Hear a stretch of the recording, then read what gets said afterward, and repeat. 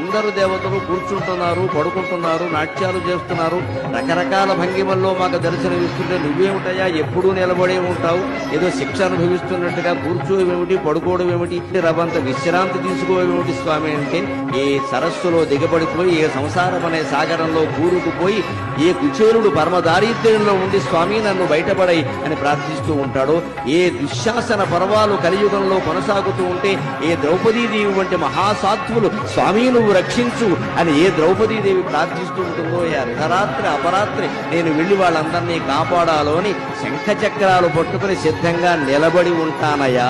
పడుకుంటే లేచి బయలుదేరడం కష్టం కదా, ఎవరికైనా దేవుడికైనా. ఎవరో మేలుకొలుపు పాడాలి, సుప్రభాతం పాడాలి, లేవాలి, బయలుదేరాలి. అంతకంటే నిలబడి సిద్ధంగా ఆయుధాలతో సహా ఉంటే వెళ్ళి కాపాడొచ్చును కదా అని నిలబడి ఉంటానయ్యా అనే సమాధానాన్ని స్వామి నా మనస్సులో స్ఫురింపజేశారు శ్రీ వెంకటేశ్వర.